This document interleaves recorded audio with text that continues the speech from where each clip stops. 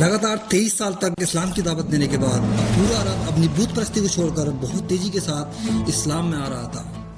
और ये एक छोटी सी इस्लामिक एम्पायर जो सिर्फ एक अरब तक ही महदूद थी, अब ग्लोबल एम्पायर बनने जा रही थी। अरब फतह करने के बाद रसूलुल्लाह सल्लल्लाहु अलैहि वसल्लम के चर्चे अब पूरी दुनिया में होने लगे थे। पूरी दुनिया में ये बातें होने लगी थी कि मक्का में एक नबी आया है जिसने पहली बार पूरे अरब को एक खुदा के सामने यूनाइट कर दिया है। इस सब के बाद रसूलुल्लाह सल्लल्लाहु अलैहि वसल्लम अपनी ज़िंदगी का पहला और आखिरी खुतबा देने के लिए रवाना हुए और आपने हज का पहला और आखिरी खुतबा दिया। इस खुतबे से ठीक 10 साल पहले आप रसूलुल्लाह सल्लल्लाहु अलैहि वसल्लम के साथ जंग बदर में सिर्फ 313 लोग थे, लेकिन आज इस खुतबे के दौरान आप रसूलुल्लाह सल्लल्लाहु अलैहि वसल्लम के सामने 1 लाख से भी ज़्यादा लोग खड़े थे।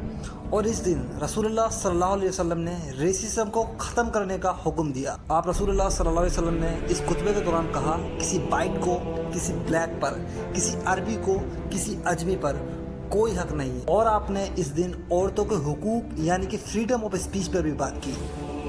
आप रसूलुल्लाह सल्लल्लाहु अलैहि वसल्लम ने जो बातें कही थी वो आज तक फ्रीडम ऑफ स्पीच का हिस्सा है और आज तक इस दुनिया में महफूज है।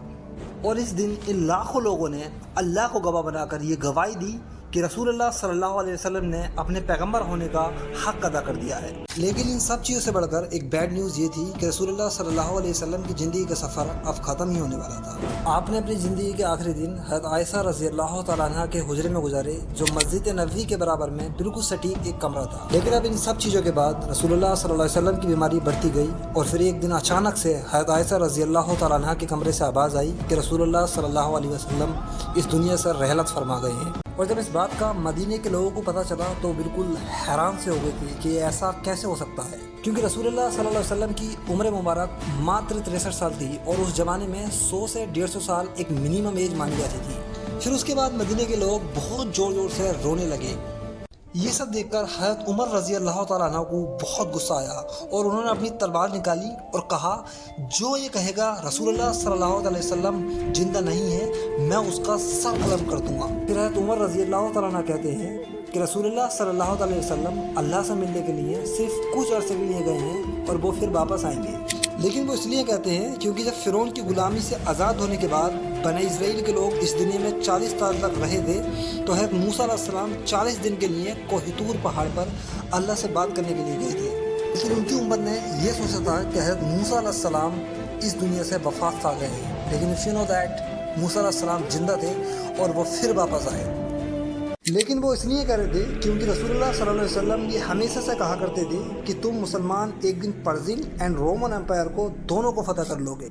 और आप ये भी कहते थे कि मुसलमान इस दुनिया की सबसे ताकतवर कौम बनेगी। लेकिन हज़रत उमर रज़ियल्लाहु तआला अन्हु को ये पता नहीं था कि अल्लाह उन्हीं के हाथों ये सारे इलाके फतेह करवाएगा। लेकिन हज़रत उमर अब भी तलवार लिए हुए मस्जिद नबी पर खड़े थे। लेकिन तभी वहाँ पर हज़रत अबू बकर रज़ियल्लाहु तआला अन्हु आते हैं और कहते हैं कि उमर बैठ जाओ। लेकिन हज़रत उमर फिर भी तलवार लिए हुए खड़े ही रहते हैं। हज़रत अबू बकर रज़ियल्लाहु तआला अन्हु रसूलुल्लाह सल्लल्लाहु अलैहि वसल्लम के बेहद क्लोज दोस्त थे। उसके बाद हज़रत अबू बकर रज़ियल्लाहु तआला अन्हु अपनी ज़िंदगी की सबसे पावरफुल स्पीच देने के लिए खड़े हुए और बहुत सारा गम कंट्रोल करने के बाद हज़रत अबू बकर रज़ियल्लाहु तआला अन्हु ने कहा, ऐ लोगो, तुम में से जो मोहम्मद की इबादत करता था वो ये जान ले कि मोहम्मद रसूलुल्लाह सल्लल्लाहु अलैहि वसल्लम अब इस दुनिया में ज़िंदा नहीं है। लेकिन और तुम में से जो अल्लाह की इबादत करता था वो ये जान ले कि अल्लाह जिंदा है और उसको कभी मौत नहीं आएगी। फिर अबू बकर रज़ियल्लाहु तआला अन्हु ने कुरान की वो आयत पढ़ के सुनाई कि जिसमें लिखा था कि मोहम्मद तो सिर्फ एक रसूल हैं जिनसे पहले और भी दुनिया में रसूल आए हैं। अगर उन्हें कुछ हो जाए या वो शहीद हो जाए तो क्या तुम इस्लाम से पीछे हट जाओगे? लेकिन अब इन सब चीज़ों से हटकर एक दूसरी साइड कुछ और भी चल रहा था। मदीने के अंसार कबीले के लोग रसूलुल्लाह सल्लल्लाहु अलैहि वसल्लम के बाद अपना दूसरा लीडर चुनने वाले थे। सुनो that in the next video.